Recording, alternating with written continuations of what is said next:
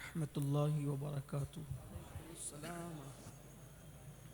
الحمد للہ رب العالمین والعاقبۃ للمتقین والصلاة والسلام علی سید الانبیاء والمرسلین وعلی آلہ واصحابہ الطیبین الطاہرین، اما بعد فاعوذ باللہ من الشیطان الرجیم، بسم اللہ الرحمن الرحیم۔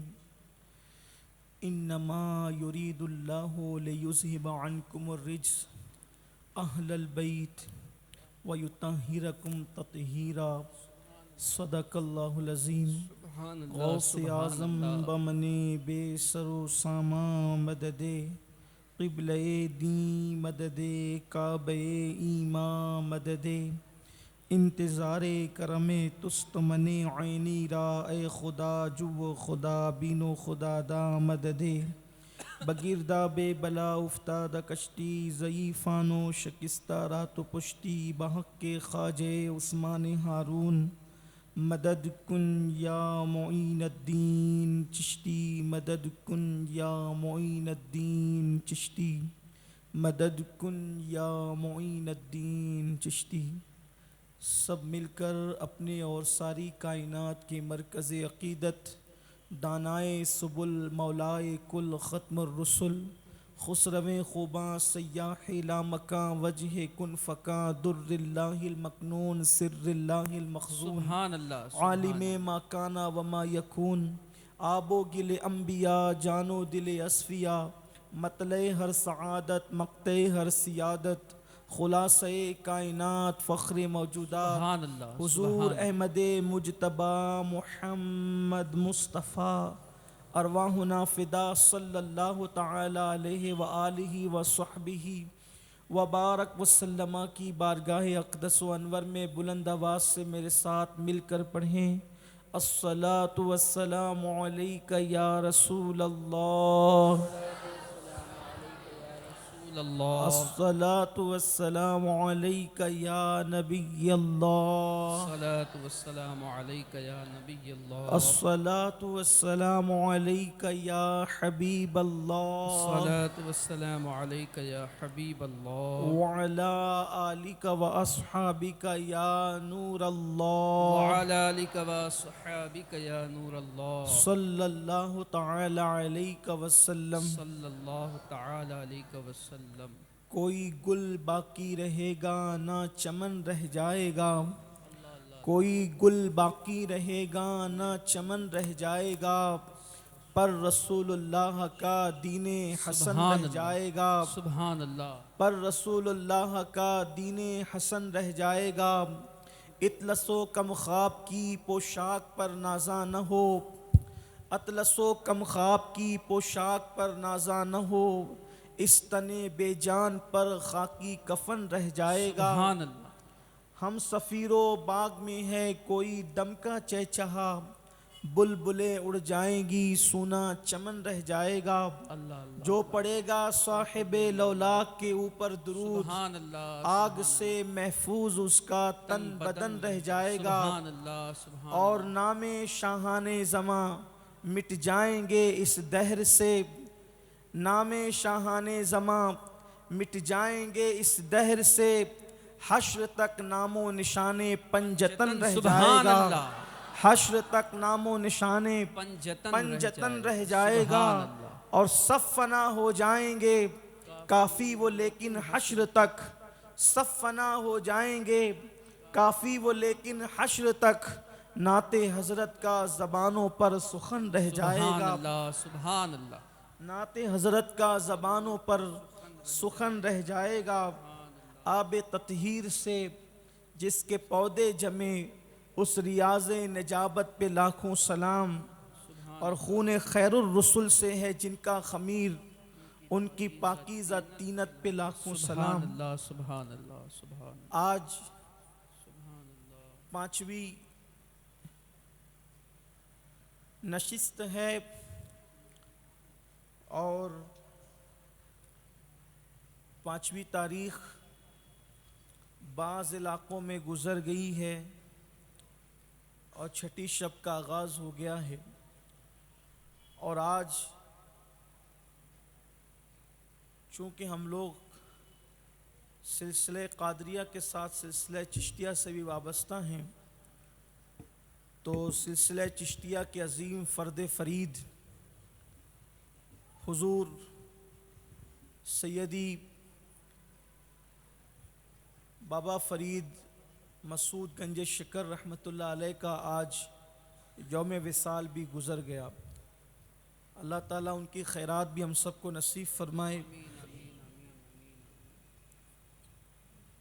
اور اس 5ویں نشست میں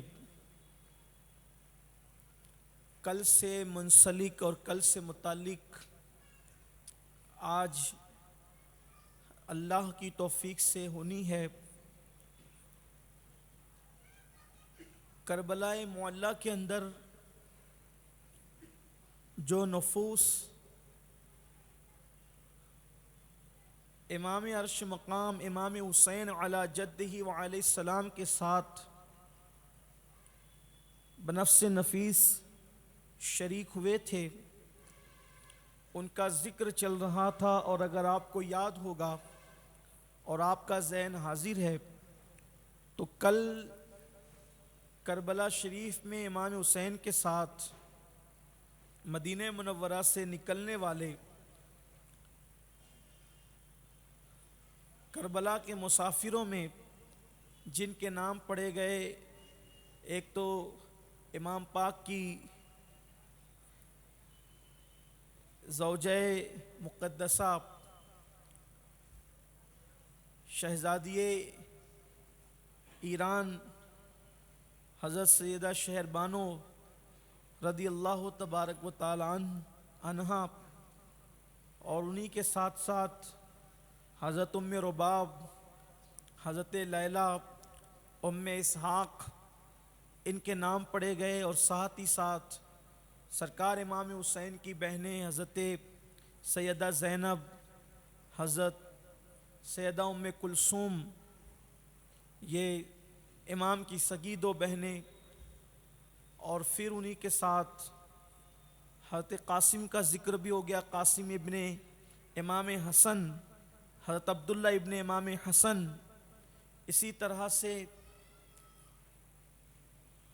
کل کی نشست میں جب ذکر آیا آبرو وفا کا، جب ذکر آیا شان وفا کا، جب ذکر آیا جان وفا کا، یعنی قافلہ حسینی کے سالار یا علم بردار سیدنا عباس علمدار رضی اللہ تعالی عنہ کا، سبحان اللہ۔ تو ہمارا وقت مکمل ہو چکا تھا، اور پھر یہ مناسب نہیں سمجھا گیا کہ اتنی خصوصی شخصیت پر، اتنی خاص ہستی پر 2-4 جملوں میں بات کر کے بات مکمل کر دی جائے۔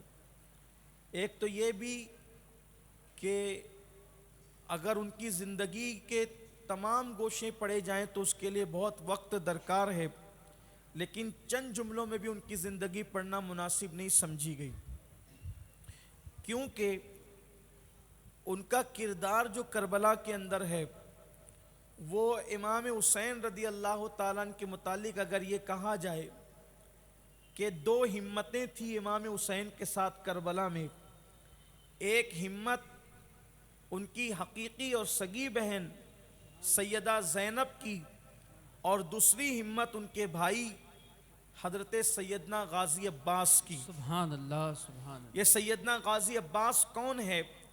اب ذرا آپ کی توجہ درکار ہے، جس کے جانے سے امام نے کہا تھا کہ بھیا عباس تمہارے جانے سے میری کمر ٹوٹ گئی، یعنی جس کو ریڑھ کی ہڈی کہا امام علی مقام نے اپنی، ان غازی عباس کا ذکر ہوتا ہے۔ ویسے بھی فقیر کا معمول ہے کہ جس وقت میں کربلا شریف حاضری دیتا ہوں تو امام حسین سے پہلے میں غازی عباس کے روضے پر جاتا ہوں، اور غازی عباس سے عرض کرتا ہوں کہ آپ سفارش کریں تو پھر بات کٹ نہیں سکتی، اس لیے کہ تعلق ان کا ویسا ہے۔ میرے پیارے آقا صلی اللہ علیہ وسلم کے پیارے دیوانوں، اب آئیے اپنے پورے جسم کو کان بنائیں اور باب الحوائج قمر بنو ہاشم سیدنا غازی عباس ثانی حیدر کرار سرکار غازی عباس کا ذکر دل کے کانوں سے سنیں کہ یہ عباس کون ہے۔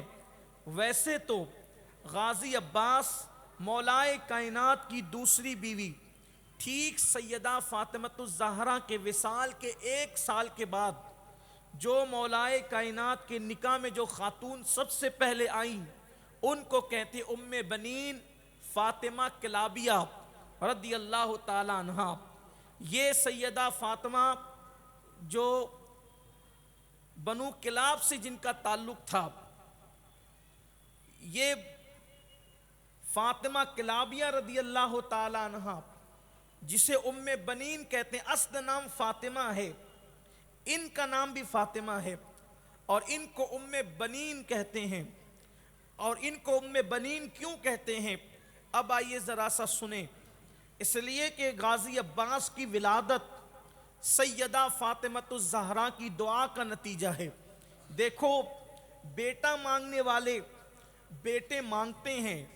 بیٹا مانگا سیدنا ابراہیم علیہ السلام نے، بیٹا مانگا حضرت سیدنا زکریا علیہ السلام نے، بیٹا مانگا یہ ان انبیاء کرام نے، اور اس کے بعد سیدہ طیبہ طاہرہ عابدہ زاہدہ رقیہ تقیہ نقیہ ساجدہ ظاہرہ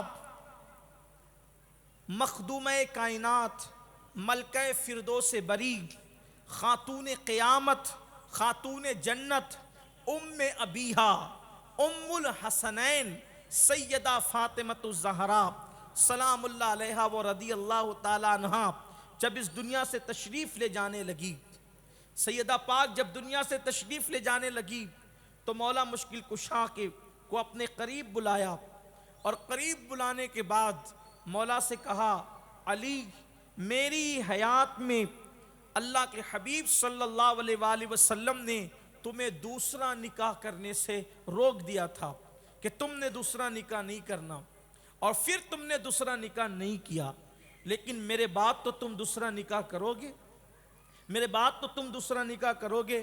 مولا مشکل کشا نے کوئی جواب دینے کی بجائے سکوت اختیار کیا، کیونکہ دوسرا نکاح تو ہونا تھا، لیکن دل میں خیال تھا کہ سیدہ دنیا سے جا رہی ہیں، اور کون سیدہ؟ جس کے بارے میں اللہ کے حبیب نے فرمایا کہ فاطمہ کے خوش ہونے سے اللہ خوش ہوتا ہے اور فاطمہ کے ناراض ہونے سے اللہ ناراض ہوتا ہے۔ اب پتہ چلا خدا کی خوشی کا راز ہمیں گویا کہ رسول اللہ نے بتا دیا۔ اب اللہ تبارک و تعالیٰ کو راضی کرنا ہے اور خوش کرنا ہے تو ایسا کام کرو جس سے سیدہ خوش ہو جائیں، جس سے سیدہ خوش ہیں اس سے اللہ تبارک و تعالیٰ بھی راضی ہے۔ آقا نے فرمایا فاطمہ کے راضی ہونے سے اللہ راضی ہوتا ہے اور فاطمہ کے ناراض ہونے سے اللہ ناراض ہوتا ہے۔ یہ سیدہ فاطمۃ الزہرا مولائے کائنات نے پوری زندگی سیدہ کی خوشی کا بہت خیال کیا، پوری زندگی خیال کیا۔ سیدہ پاک جتنے دن تک حیات رہیں بہت خیال فرمایا، کم و بیش سیدہ فاطمۃ الزہرا اور مولائے کائنات یعنی نکاح کے بعد تقریباً 8 سے 9 سال کا عرصہ دونوں کا ساتھ میں گزرا، اور ان دنوں مولائے کائنات نے پورا خیال کیا سیدہ پاک کی خوشی کا۔ اب دنیا سے جا رہی ہیں، ظاہری آخری وقت ہے، تو جاتے جاتے اپنے پاس مولائے کائنات کو بٹھا کر کہتی ہے کہ میرے بعد آپ دوسرا نکاح تو کرو گے؟ آپ نے خاموشی اختیار کی، فرمایا علی کرو گے؟ یہاں ایک بات میرے ذہن میں آتی ہے، میں تھوڑا سا موضوع سے ہٹ کر لگتی ہے لیکن پیش کرنا چاہتا ہوں، اس لیے کہ انٹرنیٹ کا دور ہے، سامنے والوں سے زیادہ جو نظر نہیں آتے وہ لوگ سنتے ہیں۔ تو کچھ لوگ ایسے ہیں کہ ان محفلوں کو کلمہ پڑھنے والے بھی سنتے ہیں اور کچھ کلمہ نہیں پڑھنے والے بھی سنتے ہیں، پھر حضور کو مکمل طور پر ماننے والے بھی سنتے ہیں، اور بعض آیتوں کو مان کر بعض کا انکار کرنے والے بھی سنتے ہیں۔ ایک اعتراض ہو سکتا ہے کہ حضور تو سب کے لیے یہ بتائیں کہ وہ دوسری تیسری چوتھی تک کر سکتا ہے، لیکن اپنی بیٹی جہاں دی ہے تو جہاں اپنی بیٹی دی ہے اس کے شوہر کو کہہ دیا کہ تم ان کی موجودگی میں دوسرا نکاح نہیں کر سکتے، تو اوروں کے یہاں تو سوکنے آئیں اور خود کی بیٹی کی معاذ اللہ، حالانکہ کوئی ایمان والا یہ نہیں کر سکتا اعتراض، لیکن بہرحال کسی کے ذہن میں آ بھی جائے تو ٹوک کس کو ہے؟ حالانکہ اس طرح بے ادبی کے سوالات نہیں آ سکتے، لیکن ساتھ میں ذکر کر رہا ہوں کہ سیدہ فاطمۃ الزہرا کی موجودگی میں دوسرا نکاح کیوں روکا؟ اس کا مطلب اپنی بیٹی سے پیار تھا، اپنی بیٹی سے پیار تھا، اس لیے بیٹی پر جو ہے دوسرا نکاح کے اب اس کی موجودگی میں دوسرا نکاح ہوگا، ایسا نہیں۔ حضور کریم ہے، اور ایسے کریم ہے، قرآن کہتا ہے لقد جاءکم رسول من انفسکم عزیز علیہ ما عنتم حریص علیکم بالمؤمنین رؤوف الرحیم، وہ مومنوں پر کمال مہربان ہیں۔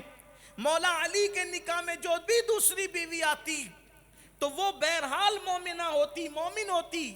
سیدہ فاطمۃ الزہرا کا تو کیا بگڑنا تھا؟ اللہ کے رسول نے آنے والی کے ایمان کا خیال کیا۔ وجہ یہ تھی کہ جس وقت تو دو سوکنوں میں ناراضگی ہوتی ہے اور ضرور ہوتی ہے، کہیں نہ کہیں ظاہر ہو یا نہ ظاہر ہو، اظہار ہو یا نہ اظہار ہو، تو اب سیدہ فاطمہ کی ناراضگی پر خدا ناراض ہوتا ہے، تو اللہ کے رسول نے کئی حکمتیں تھی، ایک حکمت یہ بھی تھی کہ سیدہ کی موجودگی میں دوسرا نکاح کرنے سے روک دیا کہ اس کو دیکھ کر کے اگر زہرا کا دل دکھے گا تو اس عورت سے اللہ ناراض ہو جائے گا اور اس کی آخرت خراب ہو جائے گی، اس لیے میرے آقا نے اس آنے والی کی آخرت کو بچانے کے لیے دوسرا نکاح سے منع فرما دیا۔ دوسری حکمت یہ ہے، بہت ساری حکمتوں میں سے دوسری حکمت یہ ہے کہ جب دو سوکنوں میں جھگڑا ہوتا ہے تو وہ ایک دوسرے کو برا کہنے کی بجائے ان کے ماں باپ کو برا کہتی کہ تیرا باپ تو ایسا تھا، زبردستی یہ کیا، تیری ماں تو ایسی تھی۔ آپ دیکھ لینا، غور کرنا، سوکنوں میں جب جھگڑا ہوگا معلوم کر لینا، آپس میں ایک دوسرے کو برا کہنے کی بجائے ایک دوسرے کے ماں باپ کو برا۔ 14 صدیاں بیت گئی، آج بھی جھگڑے کا مزاج یہی ہے۔ اتنا بدل گیا دور، دنیا اتنی بدل گئی، لیکن جھگڑے کے مزاج کم و بیش ایسے ہی ہیں، جو پہلے تھے وہ آج بھی ہے کہیں نہ کہیں۔ تو اب جو آتی تو وہ اگر کچھ نوک جھوک ہوتی، کہتی کسے؟ کس کے لیے زبان سے کچھ نکلتا؟ سیدہ کے بابا کے لیے، اور ان کی گستاخی کفر ہے، ان کی توہین کفر ہے۔ ارے توہین اللہ اکبر زبان سے نکالنا تو بہت بڑی اور بہت بری بات ہے، حضور کے لیے دل میں برا خیال کر لینا یہ بھی کفر ہے، حتیٰ کہ ان کی نالین کی توہین بھی کفر ہے۔ تو حضور علیہ السلام نے آنے والی کے ایمان کے خیال سے اللہ کے حبیب علیہ السلام نے کہہ دیا اس کی موجودگی میں دوسرا نکاح نہیں کرنا۔ پتہ چلا اپنی بیٹی کا خیال تو تھا لیکن آنے والی کے ایمان کا بھی خیال تھا۔ اب پتہ چلا کہ کیوں روکا۔ اور بھی بہت سی حکمتیں ہیں لیکن بات دور نکلے گی، انشاءاللہ کسی نکاح کی نشست میں اگر گفتگو ہوگی تو ہم اس پر بات کریں گے کہ کیوں روکا تھا سیدہ کی موجودگی میں۔ یہ تو دو باتیں ہو گئی۔ عاشقوں نے بڑے جوابات دیے ہیں۔ تو بی بی زہرا پاک نے کیا کہا؟ میرے بعد آپ دوسرا نکاح تو کریں گے؟ سرکار مولانی نے خاموشی اختیار کی اور پھر سیدہ نے کہا آپ کریں گے، میری وصیت ہے جب کرنا تو کسی بہادر گھرانے کی عورت سے نکاح کرنا، وہ عورت بہادر گھرانے کی عورت سے نکاح کرنا۔ تو مولا مشکل کشا نے کہا تھا بہادر گھرانے کی عورت سے نکاح کیوں؟ تو سیدہ کی آنکھوں میں آنسو آ گئے تھے اور کہنے لگی علی میرے سرتاج، اس لیے کہ جب معرکہ کربلا رونما ہوگا تو نہ آپ ہوں گے نہ میں ہوں گی، نہ حسن ہوں گے نہ اور کوئی ہوگا، تو میں یہ چاہتی ہوں کہ جب مارکہ کربلا وجود میں آئے تو آپ جب نکاح کریں گے بہادر عورت سے تو اس سے جو بچے پیدا ہوں گے وہ بھی بہادر ہوں گے، اور وہ بہادر بچے میرے حسین کے کربلا میں کام آئیں گے۔ اس لیے میں آپ کو کہتی ہوں کہ بہادر گھرانے میں نکاح کرنا، تو مولائے کائنات نے اس وصیت کا خیال کرتے ہوئے بنو کلاب کے اندر فاطمہ کلابیہ رضی اللہ تعالیٰ عنہ سے نکاح فرمایا، اور پھر سیدہ پاک نے دعا کی، اللہ اب جس سے نکاح ہو اس سے بہادر بیٹے عطا فرما تاکہ وہ کربلا میں میرے حسین کے کام آئے۔ ٹھیک 1 سال کے بعد حضرت ام بنین فاطمہ کلابیہ رضی اللہ تعالیٰ عنہ کے ساتھ مولائے کائنات نے نکاح فرمایا، اور پھر ان سے اللہ نے جو بیٹے عطا کیے ان میں سے ایک خوبصورت اور حسین نام ہے غازی عباس علمدار کا۔ یہ عباس دعائے فاطمہ ہے، سیدہ فاطمہ الزہرا کی دعا سے پیدا ہوئے، اور پھر یہ ہم شبیہ علی مرتضیٰ تھے۔ ان کا حسن مولا علی کی گویا کی تصویر تھی۔ یہ خاندان خوبصورت خاندان ہے، لیکن مولا مشکل کشا کے ہم شبی تھے غازی عباس رضی اللہ تعالی عنہ، بڑے حسین و جمیل، بڑے خوبصورت، اور ان کی خوبصورتی کو دیکھ کر ان کو بنو ہاشم کا چاند کہا جاتا ہے، یعنی وہ چاند کی طرح چمکتا ہوا چہرہ رکھتے تھے، بڑے حسین و جمیل تھے حضرت غازی عباس رضی اللہ تعالیٰ عنہ، اس لیے ان کا لقب ہے قمر بنو ہاشم، یعنی بنو ہاشم کا چاند۔ مولائے کائنات بہت پیار کرتے تھے، یوں تو مولا علی کے 18 بیٹے تھے، مولائے کائنات کی 9 بیویوں سے 18 بیٹے اللہ تعالیٰ نے ان کو عطا فرمائے، لیکن ان میں سے سبھی پیارے تھے مگر غازی عباس کی طرف توجہ خصوصی تھی۔ غازی عباس حسین جمیل، اور ان کے دل میں بڑا پیار تھا حسنین کریمین کے لیے، اور ان کی امی خود بھی بی بی زہرا پاک کا بڑا ادب کرتی تھی۔ نام فاطمہ تھا، ان کا نام فاطمہ تھا، اور ان کو بیٹے ہی بیٹے اللہ نے دیے، چونکہ بی بی زہرا کی دعا تھی، اللہ نے بیٹے ہی بیٹے دیے، تو فاطمہ نام کے باوجود بھی ان کا لقب ہو گیا ام بنین، یعنی بیٹوں کی ماں۔ بیٹوں کی ماں ان کا لقب ہو گیا۔ ام بنین کہتی تھی میں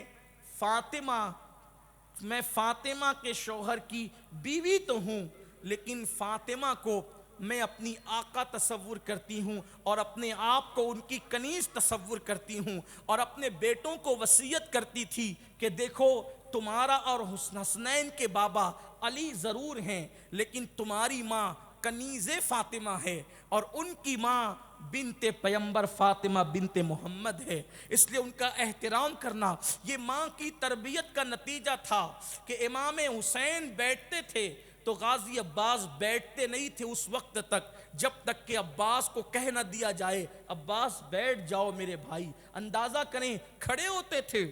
حضرت امام علی مقام اور امام حسن پاک جب یہ موجود رہتے محفل میں اس وقت تک نہ بیٹھتے جب تک کہ اللہ اکبر بیٹھنے کو نہ کہا جاتا، حالانکہ علی پاک کے بیٹے تھے، اور یہ بڑے بہادر تھے، بڑے دلیر تھے، قد اونچا تھا۔ مورخین نے لکھا ہے قد اتنا اونچا تھا ان کا کہ یہ اونٹ کی پیٹھ پر ہاتھ رکھتے تھے کھڑے ہو کر کے، اتنا اونچا قد اللہ نے دیا تھا، شانے چوڑے چوڑے اور مضبوط جسم والے تھے، بڑی خوبصورتی اللہ نے عطا کی تھی، سخاوت بھی بڑی تھی، شجاعت بھی بڑی تھی، بلکہ ان کی شجاعت کو دیکھ کر ان کو ثانی حیدر قرار کا لقب عطا کیا گیا کہ یہ ثانی حیدر قرار ہیں، اللہ اکبر۔ اور پھر غازی عباس کو یہ جو غازی کا لقب ملا 12 سال کی عمر میں، اس لیے کہ آپ جانتے ہیں جو غازی ہوتا ہے وہ شہید نہیں ہوتا، اور جو شہید ہوتا ہے وہ غازی نہیں ہوتا۔ وجہ یہ ہے کہ غازی کہتے اس کو ہیں کہ جو جنگ سے جیت کر واپس آتا ہے، اور شہید کہتے اس کو ہیں کہ جو جنگ کے اندر اپنی جان قربان کر دیتا ہے، جو قربان کر دے، یا یوں کہہ لے اس کو جو کسی کی جان لے لے اس کو غازی کہتے ہیں، یعنی زبردستی نہیں بلکہ واقعتاً حقیقتاً حق پر رہنے کے بعد اگر جان لے لے غازی کہتے ہیں، جان دے دے شہید کہتے ہیں۔ ان کو غازی کہنے کی وجہ یہ تھی کہ جس وقت ایک جنگ کے موقع پر مولائے کائنات اپنے 18 کے 18 بیٹوں کے ساتھ اس جنگ میں شہید ہوئے، اس جنگ میں شریک ہوئے، آپ کی جنگ میں شرکت ہوئی، مولائے کائنات کی شریک ہوئے آپ، تو اس وقت سامنے جو ہے وہ لاکھوں کا لشکر تھا اور آپ کے پاس ہزاروں کی فوج تھی۔ آپ نے فوج پہ نظر دوڑائی سامنے اور اپنی فوج پر، تو سامنے کی فوج میں سے لوگ کہہ رہے تھے ہماری تعداد زیادہ ہیں، تو آپ اس جنگ کے اندر اب اپنی طاقت کا اظہار کرنا چاہتے تھے، تو اس وقت آپ نے 12 کے 12 بیٹوں پہ نظر ڈالی اور فرمایا تم میں کون علی کا بیٹا ہے جو جا کر کے ان سے مقابلہ کرے، ان سے جا کر کے مقابلہ کرے۔ تو اس وقت ایک شہزادے کھڑے ہوئے، کبھی اون ابن علی کھڑے ہوئے، کبھی محمد ابن علی کھڑے ہوئے، کبھی محمد اکبر ابن علی کھڑے ہوئے، کبھی حضرت محمد اصغر کھڑے ہوئے، اس طریقے سے ایک کے بعد ایک کھڑے ہوتے رہے، کبھی عبداللہ ابن علی، کبھی عمر ابن علی، کبھی عثمان ابن علی، اس طریقے سے ایک کے بعد ایک کھڑے ہوتے رہے اور کہتے رہے کہ بابا ہم جائیں گے۔ حالانکہ ان سب سے پہلے جو کھڑے ہوئے، پہلی بات میں وہ امام حسن تھے۔ امام حسن پہلے کھڑے ہوئے کہنے لگے بابا میں جاتا ہوں، بڑے بہادر تھے، بڑے شجاع تھے۔ مولا علی نے مسکرا کر کہا بیٹا میری بات غور سے نہیں سنی؟ کہا بابا کیا؟ کہا میں نے کہا علی کا کون بیٹا جائے گا لڑنے کے لیے؟ امام حسن نے کہا تو میں جاؤں گا۔ فرمایا بیٹا ابناءنا قرآن کہہ کر فیصلہ کر چکا کہ تم نبی کے بیٹے ہو، علی کی صلب سے پیدا ہوئے ہو لیکن نبی کے بیٹے ہو، میں چاہتا ہوں علی کا بیٹا جائے۔ علی کے بیٹے تو ہیں لیکن نبی کا بیٹا قرار دیا قرآن نے، تو میں چاہتا ہوں علی کا بیٹا کوئی جائے۔ ایک کے بعد ایک کھڑے ہوتے رہے اور کسی نے کہا اتنے ٹائم میں اتنا لشکر یہ غازی عباس کی عمر ابھی غازی نہیں کہلائے تھے، مولا عباس کی عمر ابھی 12 سال کی تھی۔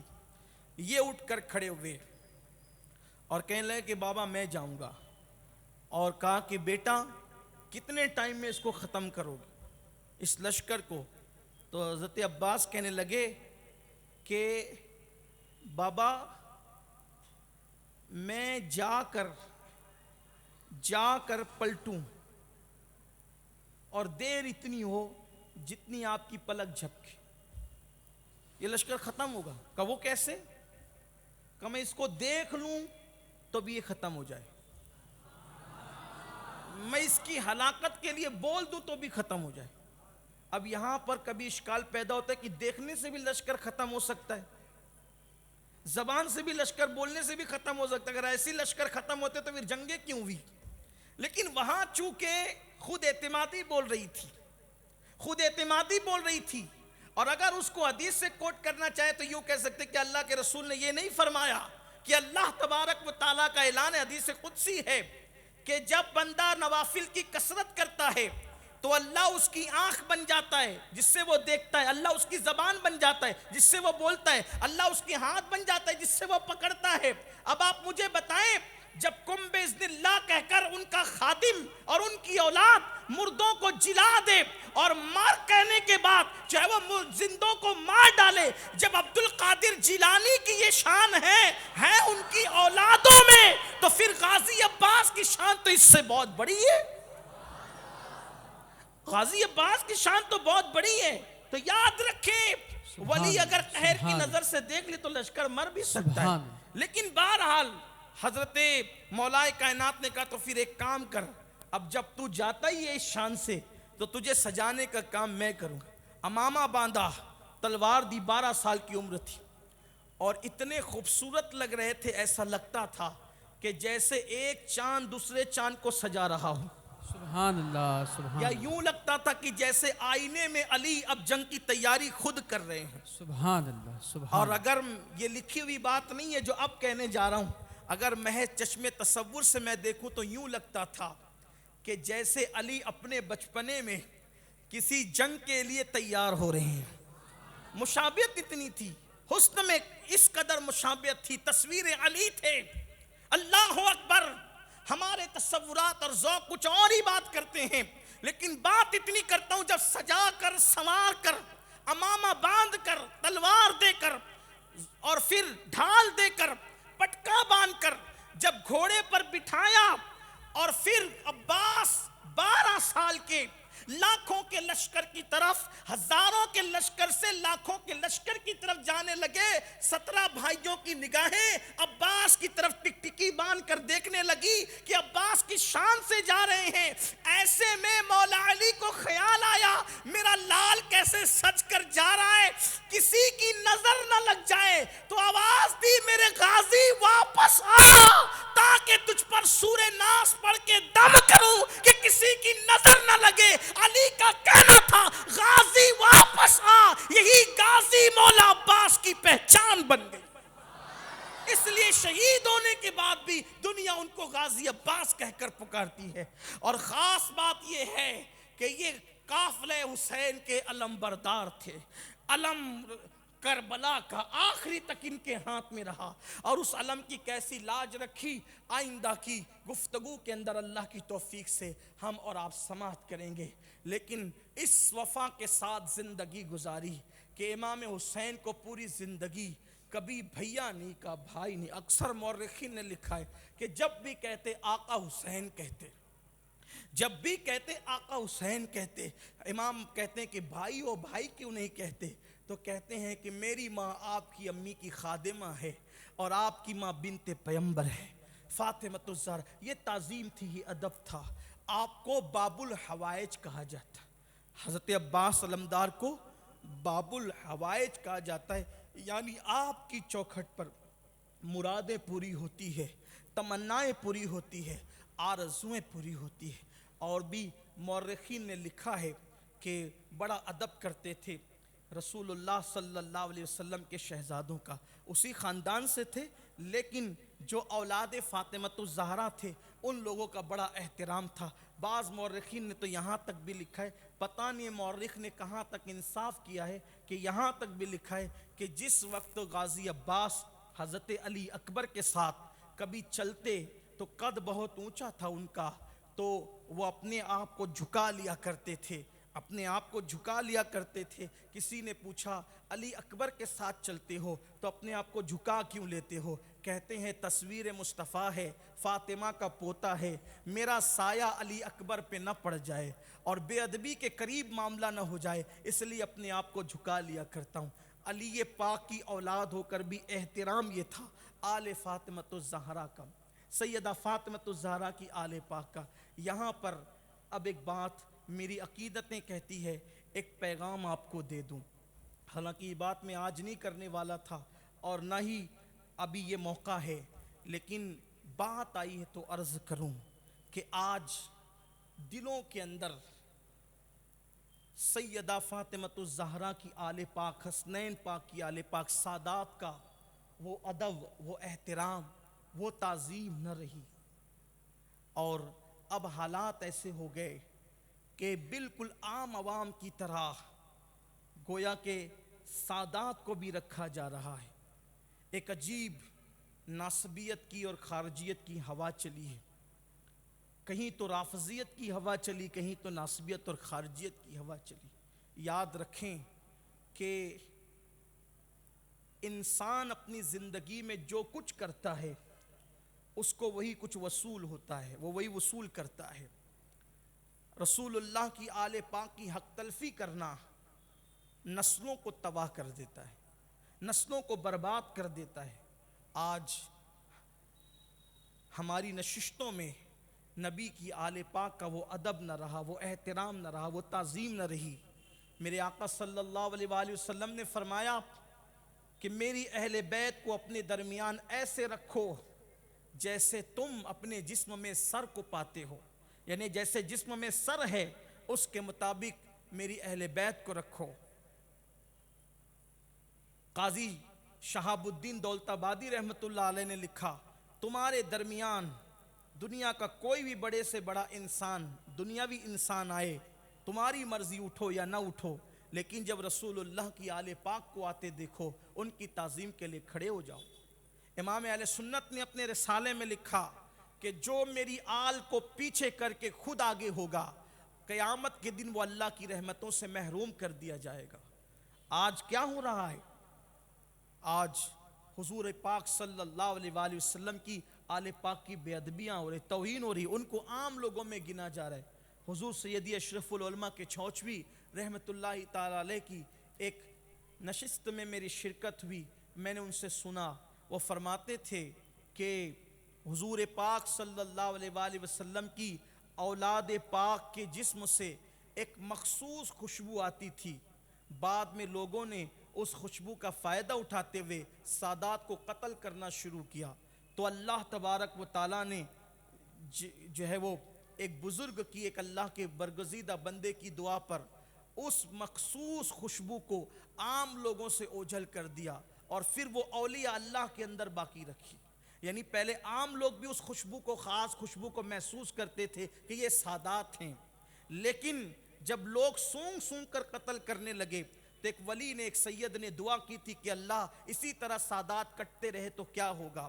تو پھر یہ ہوا کہ مولا یہ خوشبو اب سب کو نہ سنگائی دے، جو تیرے خاص مقبول بندے ہیں یہ ان کو سنگائی دے۔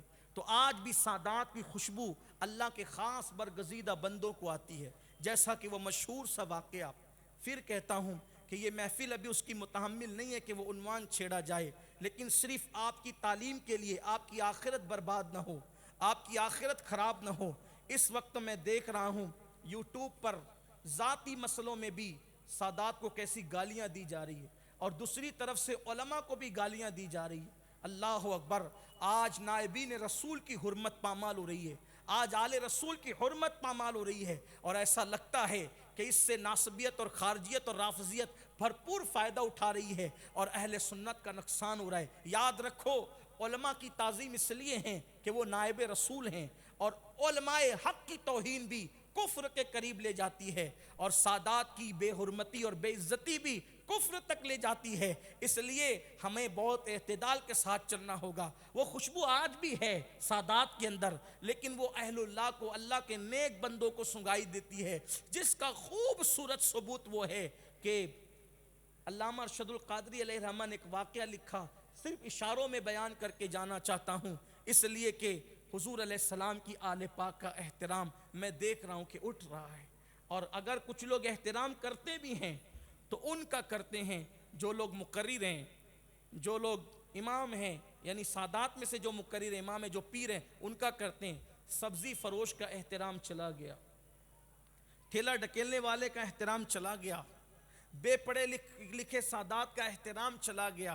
یاد رکھیے سید سبزی فروش بھی ہو تو اس کا احترام ہم پر ویسے ہی واجب ہے جیسے کسی سید پیر کا، اس لیے کہ ہم پیر دیکھ کر احترام ابھی نہیں کر رہے ہیں، پیر کا احترام تو اپنی جگہ ہے، لیکن تعظیم خون رسول کی بنیاد پر، تو جو خون وہاں ہے وہ خون یہاں بھی ہے۔ اور یہی پیغام 14ویں صدی نے مجدد میت ماضیہ، فخر زمین و زمن، امام اہل سنن، امام احمد رضا خان محدث بریلوی رحمت اللہ علیہ نے دیا۔ کتنا خوبصورت پیغام دیا، اور حیرت کی بات یہ ہے کہ علامہ ارشد القادری علیہ الرحمہ نے اس واقعے کو لکھا، اور پھر اس کے ساتھ فقیہ ملت نے بھی لکھا، اور آج اس واقعے کی خوبصورتی اور اہمیت یہ ہے کہ اتفاق سے اس واقعے کے وقت جو شخص موجود تھے، اللہ کے فضل سے وہ شخص آج بھی زندہ ہیں۔ سبحان اللہ، سبحان اللہ۔ 100 سال سے زائد ان کی عمر ہو گئی ہے اور وہ ابھی بھی زندہ ہیں، اور وہ واقعہ میں نے ان کی اپنی زبان سے سنا ہے۔ سبحان اللہ۔ وہ واقعہ میں نے ان کی اپنی جو اس واقعے کے وقت موجود تھے، میں نے اپنے کان سے سنا، ان کی زبان سے، ابھی بھی ہے۔ اگر آپ یوٹیوب پر جا کر کے سرچ کریں تو آپ کو مل سکتا ہے کہ امام اہل سنت اعلیٰ حضرت کو سادات کی خوشبو آتی تھی۔ اور اختصار سے عرض کر رہا ہوں، واقعہ یوں ہوا کہ امام اہل سنت کو کسی نے، اعلیٰ حضرت کو کسی نے دعوت پر مدعو کیا، اور امام نے جو ہے وہ دعوت قبول کر لی، اور پرانے شہر سے امام اہل سنت کو لے جانے کے لیے پالکی بھیجی گئی۔ اس دور میں بہت عزت اور احترام کے ساتھ جن کو لایا جاتا تھا، پالکی کا اہتمام کیا جاتا تھا۔ اور پالکی بھیجی گئی، مشہور ہے، سنیوں کا بچہ بچہ جانتا ہے، پالکی بھیجی گئی صرف یاد دہانی کے لیے۔ اس پالکی میں اعلیٰ حضرت بیٹھے اور 4 لوگ اس کو کندھا دینے لگے۔ دیکھو یہ ضروری نہیں ہے کہ سادات میں سے کوئی مالدار ہو، ہر سادات مالدار ہو، ضروری نہیں، ہر سید پڑھا لکھا ہو، ضروری نہیں، بلکہ ہر سید عالم ہو، یہ بھی ضروری نہیں۔ اللہ کی عطا ہے، جس کو چاہا خاندان رسول میں پیدا کر دے، جسے چاہے خاندان رسول میں، یہ اس کے کرم کی بات ہے۔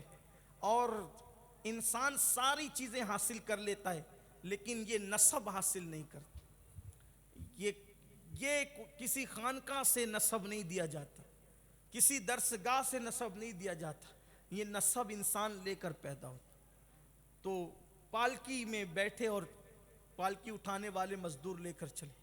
تھوڑی دور پالکی نکلی تھی، بازار میں آئی تھی کہ آواز آئی اندر سے، پالکی روکو۔ کسی کو لگا کہ کوئی طبیعت تو نہیں خراب ہو گئی آپ کی، حالانکہ ان دن بیماری چل رہی تھی، طبیعت تو نہیں خراب ہو گئی۔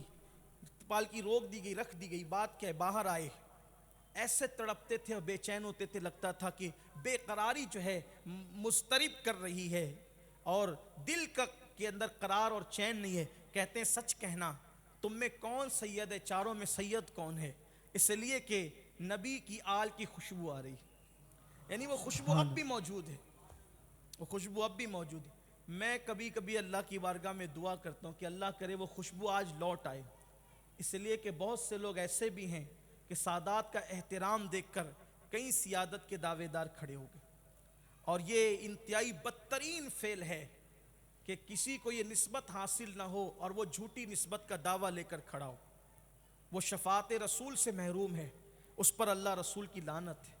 اس لیے اگر یہ سعادت اور شرف کسی کو حاصل نہیں تو وہ عزت کے لیے ایسا نہ کرے، لیکن ہمارے لیے ضروری ہے کہ اگر کوئی کہہ دے ہم اس کو مان لیں، باقی اس کا ذمہ دار وہ خود ہے، وہ اپنی جہنم خود بنا رہا ہے، وہ اس کا ذمہ دار ہے۔ لیکن اگر ہمیں کوئی کہہ دے کہ میں سید ہوں تو ہمیں مان لینا ہے، اس سے کوئی بحث نہیں کرنا۔ لیکن ان لوگوں کے لیے نصیحت، اللہ کا واسطہ، کہ ایسا نہ کریں، ورنہ اصل والوں بھی مشکوک ہو جاتے ہیں اور ان پر سے لوگوں کا اعتماد اٹھ جاتا ہے، اور یہ خون رسول کی بات ہے۔ تو کہا تم میں کون سید ہے، بتاؤ، اللہ کے لیے بتاؤ کون سید، مجھے خوشبو آ رہی حضور کے خون کی۔ تو 3 ایک طرف ہٹ گئے، جو چوتھے تھے انہوں نے کہا کہ مزدور سے مزدوری کروائی جاتی ہے، اس کا نسب نہیں پوچھا جاتا۔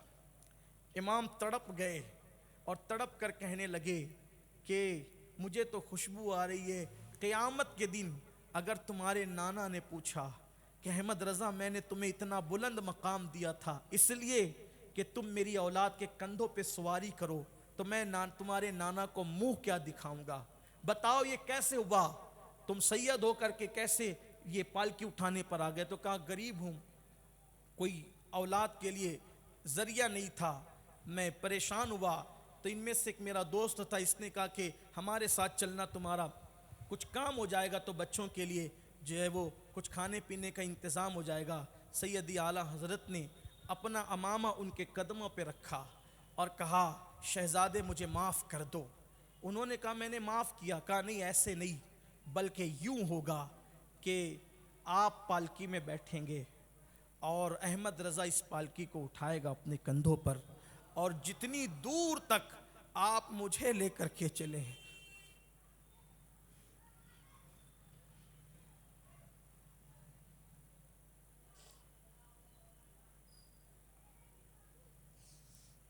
جتنی دور تک آپ مجھے لے کر کے چلیں اتنی دور تک میں تمہیں اپنے کندھے پہ اٹھاؤں گا، اور تم چلو گے تاکہ قیامت کے دن میں عرض کر سکوں کہ یا رسول اللہ، اگر بھول سے نہ معلوم ہونے پر میں بیٹھ گیا تھا تو میں نے اس کی تلافی بھی کر لی تھی۔ اور اس کے بعد فرمایا اب آج سے تمہیں یہ مزدوری کرنے کی ضرورت نہیں ہے، تمہیں پڑھنا ہے، علم حاصل کرنا ہے۔ اور پھر فرمایا کہ جتنا ان کے گھر کے اخراجات مہینے کے ہوتے ہیں وہ سب احمد رضا کی طرف سے جائیں گے اور یہ تعلیم حاصل کریں گے۔ بلکہ وہ سید صاحب جنہوں نے یہ واقعہ بیان فرمایا، ابھی بھی وہ حیات ہیں، 100 سے زیادہ کی عمر ہے، تو کہا کہ بعد میں وہ پالکی اٹھانے والے سید صاحب جو ہے پھر ان کو اللہ تعالیٰ نے مفتی بنا دیا، انہوں نے علم حاصل کر لیا۔ یہ امام احمد رضا محدث بڑے، اور بھی بزرگوں نے یہی کیا۔ دیکھو جس نے تعظیم کی وہ بلند ہوئے، جنہوں نے توہین کی، بے ادبی کی۔ اس لیے اگر کسی غریب سید زادے کو دیکھو اس کی مدد کرو، امداد کرو۔ ایک سید صاحب غوث پاک کی اولاد سے، انہوں نے مجھ سے کہا کہ لاک ڈاؤن میں سادات بھی پریشان ہیں، آپ لوگوں کو کہیے۔ میں نے کہا جب میں تقریر میں کہتا ہوں تو مجھے خوف لگتا ہے کہ لوگ بدگمان نہ ہوں، کہ میں تو جلدی سادات کی تعظیم کا ذکر بھی آج کل نہیں کرتا، کیونکہ لوگ پھر یہ نہ سوچنے لگے کہ یہ بھی سید ہے تو اپنے لیے راستہ کلیئر تو نہیں کرتے، اس لیے میں نہیں کرتا یہ سب کام۔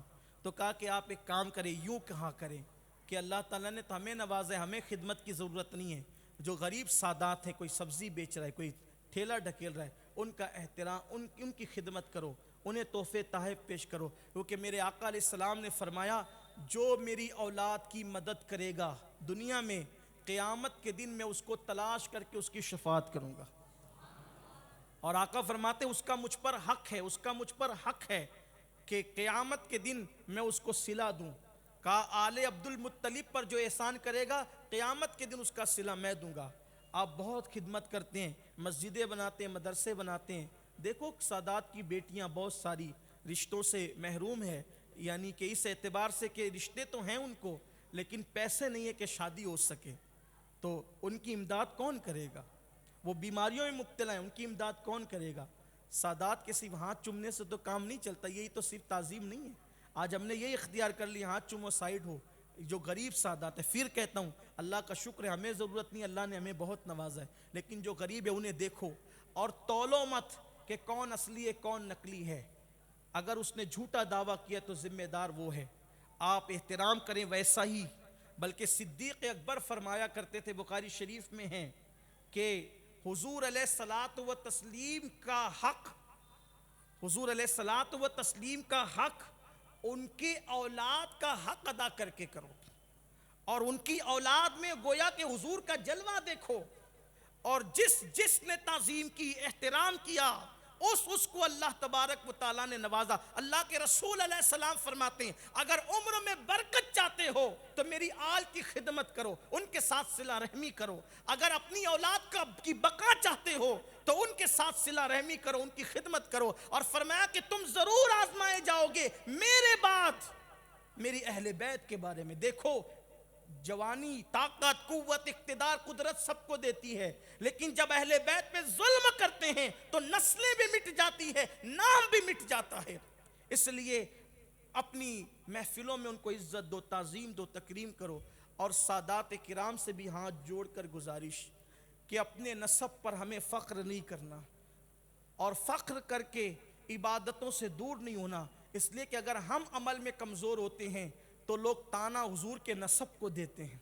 اس لیے ہمیں فخر نہیں کرنا، ہمیں عاجزی کرنا ہے۔ اور یہ بات اس لیے صرف کہہ رہا ہوں کہ یہ نسبتیں مجھے بھی حاصل ہے، کوئی اور کہے گا تو آپ کہیں گے گستاخ ہے، لیکن میں ان سے ہاتھ جوڑ کے، وہ بھی ان کے خادم کی حیثیت سے کہتا ہوں، آپ داڑھی منڈاتے ہیں تو لوگ تانا دیتے ہیں کہ دیکھو سید ہو کر کے داڑھی منڈاتا ہے۔ آپ نماز چھوڑتے ہو تو لوگ تانا دیتے ہیں کہ سید ہو کر کے جو ہے وہ نماز نہیں پڑھتا، تو اس سے حضور کے نسب کو لوگ تانا دیتے ہیں۔ آخری بات کہوں اور اپنے عنوان کی طرف چلوں، حاجی امداد اللہ مہاجر مکی رحمۃ اللہ علیہ فرماتے ہیں مدینہ منورہ میں ایک بہت بڑے محدث تھے، وہ ایک بڑے عظیم محدث تھے، ان کے پاس بڑے بڑے لوگ علم حاصل کرنے کے لیے آتے تھے۔ ایک مرتبہ ایک شخص کا سبق یاد نہیں ہوا، ایک بچے کا، تو اس کو انہوں نے پیٹھ پہ مارا، اور جب پیٹھ پہ مارا سبق یاد نہیں ہوا تھا، مار دیا۔ تو اس رات وہ سوئے تو خواب میں حضور کی زیارت ہوئی۔ اللہ کے رسول علیہ السلام نے فرمایا تو نے مجھے کیوں مارا؟ غور کریں، سادات کو گالیاں دینے والے غور کریں، ان کا مذاق اڑانے والے غور کریں۔ حاجی امداد اللہ مہاجر مکی کہتے ہیں کہ اس محدث کے خواب میں حضور نے آگے کہا تم نے مجھے کیوں مارا؟ انہوں نے کہا یا رسول اللہ میں آپ کو کیسے مار سکتا ہوں، میں تو آپ کا کلمہ پڑھتا ہوں۔ فرمایا تو نے مجھے کیوں مارا؟ اس کی سرکار میں آپ کی شفاعت کا متمنی ہوں، میں آپ کو کیسے مار سکتا ہوں؟ اس وقت تو حاجی صاحب کہتے ہیں کہ اللہ کے رسول نے اپنی پشت سے کپڑا ہٹایا تو 5 انگلیوں کا نشان پیٹھ پر موجود تھا۔ اس محدث نے کہا حضور یہ کیا ہے، حضور یہ کیا ہے؟ سرکار نے فرمایا میرا بیٹا تیرے پاس تعلیم حاصل کرنے آیا تھا، جو تو نے اس کی پیٹھ پر مارا تو وہ مار کے نشان میری پشت پر آئے۔ یہ سادات، 14 صدیاں بیت گئی ہے لیکن خون اب بھی منتقل ہو رہا ہے، اس لیے خیال کرنا قبر میں جانا۔ دیکھو یہاں کوئی روکنے والا نہیں، ٹوکنے والا نہیں، جس کو جو چاہے گالی دے دو، جس کو جو چاہے کر لو، کچھ نہیں ہے۔ بنو امیہ میں سے اب یزید وغیرہ نے، مروان نے کتنا ظلم کیا، کون روکنے آیا؟ لیکن آج نتیجہ ان کے لیے کیا ہے؟ بس اتنا کہتا ہوں، جنہوں نے احترام کی وہ بڑے بڑے بن گئے، جنہوں نے بے ادبی کیا نام نشان مٹ گیا۔ ان سے بغض نہیں رکھنا، عداوت نہیں رکھنا، تعظیم کرنا۔ حضرت عباس علمدار، غازی عباس مولا علی کے بیٹے ہو کر بھی آل فاطمہ کا اتنا احترام کرتے تھے، تعظیم کرتے تھے۔ اب غازی عباس کے بعد پھر آئیے حضرت امام علی اکبر کی طرف۔ سرکار علی اکبر ہم شبیہ پیغمبر، یعنی کہ کربلا کے اندر ہم شبیہ علی بھی ہیں غازی عباس کی شکل میں، اور ہم شبیہ نبی بھی ہے حضرت علی سبحان اکبر کی شکل میں۔ سبحان پے کرے جود و سخا، پے کرے حلم و حیا، 18 سال کے کڑی الجوان مولا علی اکبر بہت خوبصورت تھے، بڑے شجاع تھے، بہت بہادر تھے۔ اور پھر انہی کے ساتھ ساتھ مولا علی اصغر بھی تھے۔ کربلا میں ان کی عمر صرف 6 مہینے کی تھی، اور ان کے ساتھ ایک وجود تھا حضرت سیدنا سید سجاد عابد بیمار حضرت علی اوسط رضی اللہ تعالیٰ۔ ان کا ذکر کرتے ہیں اور آج کی نشست مکمل کرتے ہیں۔ کل جیسا کہ آپ نے ان کی امی کے بارے میں سنا کہ سیدہ شہر بانو یزد جرد کی بیٹی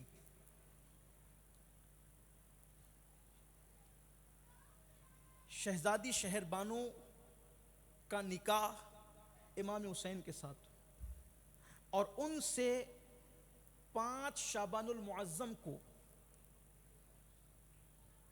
38 ہجری میں حضرت امام زین العابدین پیدا۔ ان کا نام علی اوسط رکھنے کی وجہ مجھے یہ سمجھ میں آئی، چونکہ علی اکبر ان سے عمر میں چھوٹے تھے، علی اکبر ان سے عمر میں چھوٹے تھے، وہ 18 سال کے تھے، یہ 22 سال کے کربلا میں۔ لیکن پھر ان کا نام علی اوسط کیوں ہے؟ یہ صرف میری اپنی ایک رائے ہے، تحقیق تو نہیں کہوں گا کہ میں کوئی محقق نہیں ہوں، فقیر آدمی ہوں، ایک رائے ہے۔ اگر کسی کو پسند آتی ہے تو ٹھیک ہے، نہیں پسند آتی ہے تو اس کو چھوڑ دیں، آپ خود تحقیق کر لیں۔ تحقیق کا میدان کھلا ہوا ہے، کسی پر تحقیق مکمل نہیں ہوتی، ایک بڑا میدان ہے یہ، جو چاہے اپنے علم کا جو ہے وہ برق رفتار گھوڑا دوڑائے اور اپنی مراد پائے۔ سمندر تحقیق بڑا عمیق ہے، جو غواص چاہے غوطہ لگائے اور موتی نکالے۔ لیکن تھوڑا سا کچھ فقیروں کو بھی اختیار تو ہے نا، تھوڑا سا کچھ بولنے کا۔ ان کا نام علی اوسط رکھنے کی وجہ مجھے یہ سمجھ میں آتی ہے کہ مولا علی کی موجودگی میں ان کی ولادت ہوئی، کیونکہ مولا علی کی شہادت ہوئی ہے 40 ہجری میں، 40 ہجری میں مولا علی کی شہادت ہوئی، اور 38 یا 37 ہجری میں ان کی ولادت۔ حالانکہ کسی نے 36 بھی لکھا ہے، کسی نے 37 بھی لکھا ہے، 38 بھی، لیکن زیادہ تر لوگ 38 کے قائل ہیں۔ تو 2 سال یہ مولا کائنات کی ظاہری حیات میں رہے، تو چونکہ وہ علی تھے تو مطلقاً علی نام رکھنے کی بجائے گمان یہ ہوتا ہے کہ ان کا نام علی اوسط ہو گیا، درمیانہ علی، اس لیے کہ نیت اور رہی ہوگی کہ اس کے بعد بھی علی آئیں گے تو ان کے نام رکھے جائیں گے، تو اس لیے مولا علی کی موجودگی میں ان کا نام رکھا گیا، ساتھ میں علی اوسط کر دیا گیا، واللہ عالم۔ 5 شعبان کو 38 ہجری میں مدینہ منورہ میں ان کی ولادت ہوئی، ان کی امی حضرت شہر بانو۔ ایک خاص بات، امام حسین کی ولادت 3 شعبان، عباس علمدار کی ولادت 4 شعبان، اور امام زین العابدین کی ولادت 5 شعبان، ترتیب ہے یہ۔ اور بعض مورخین کے نزدیک 4 شعبان امام حسین کی ولادت بھی ہے اور حضرت عباس کی ولادت بھی ہے، اور بعض مورخین کے نزدیک 5 شعبان امام حسین کی ولادت بھی، امام زین العابدین کی ولادت بھی، لیکن ہے یہی شعبان کا مہینہ۔ اور امام زین العابدین 2 سال تک مولا علی کی گود میں پلے، پھر اس کے بعد 12 سال تک امام حسن کی گود میں پلے، اور 22 سال تک کے امام حسین کی صحبت ان کو نصیب ہوئی۔ اللہ نے بہت علم عطا کیا تھا، اور ان کی پیدائش سے پہلے، ان کی ولادت سے پہلے اللہ کے رسول صلی اللہ علیہ وآلہ وسلم نے ان کی پیدائش کی خبر دی تھی، اور انہی کی نہیں بلکہ ان کے بیٹے کے بھی پیدائش کی خبر دی تھی۔ ایک مرتبہ رسول اللہ صلی اللہ علیہ وسلم کی بارگاہ میں حضرت سیدنا جابر ابن عبداللہ رضی اللہ تعالیٰ عنہ موجود تھے، تو اللہ کے حبیب علیہ السلام نے فرمایا اے جابر، اور اس وقت امام حسین میرے نبی کی گود میں کھیل رہے تھے۔ اب یہاں خاص بات دیکھیں، توجہ آپ کی، تھک تو نہیں گئے آپ نا؟ ہاں آپ نہیں تھکیں گے مجھے پتا ہے، لیکن گفتگو تھوڑی سی طویل ہے، آپ بہت سکون سے سنتے ہیں تو مجھے بھی سکون لگتا ہے، اس لیے کہ میں تو آپ سے یہ نہیں کہہ سکتا نا کہ بولو سبحان اللہ، اور چونکہ عنوان بھی ایسا نہیں ہے کہ میں آپ سے کہوں کہ بولو سبحان اللہ، سبحان اللہ، نہیں، عنوان بھی ایسا نہیں ہے، بڑا سنجیدہ عنوان ہے، اس لیے سنجیدگی سے آپ سن رہے ہیں، اچھی بات۔ سبحان اللہ، سبحان اللہ۔ تو امام حسین کھیل رہے ہیں حضور کی گود میں، بیٹھے ہوئے حضرت جابر ابن عبداللہ سامنے، اور سب کو یہ بات یقینی ہے کہ کربلا کے اندر امام حسین اپنی اولاد کے ساتھ شہید ہو جائیں گے، امام حسین اپنی اولاد کے ساتھ شہید ہو جائیں گے، لیکن حضور علیہ الصلوۃ والتسلیم امام زین العابدین کا بھی ذکر کر رہے ہیں اور ان کے بیٹے کا بھی ذکر کر رہے ہیں، یعنی حضور بتا رہے ہیں سب شہید ہو جائیں گے لیکن کوئی بچے گا ضرور، اور حسین کی نسل مٹائی نہیں جا سکے گی بلکہ حسین کی نسل قیامت تک باقی رہے گی۔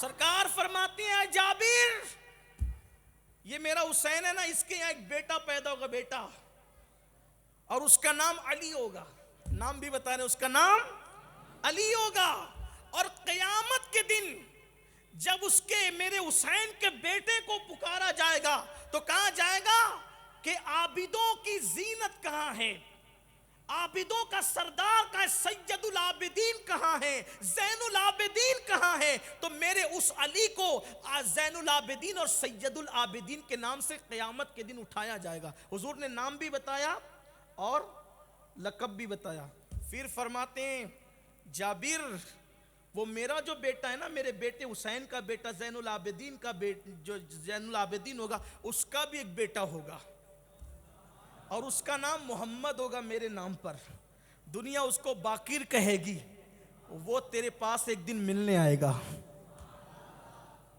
وہ ایک دن تیرے پاس، یہ غیب دا نبی کی شان، ایک دن وہ تیرے پاس ملنے آئے گا، جب وہ تیرے پاس آئے گا تو اس کو میرا سلام کہنا،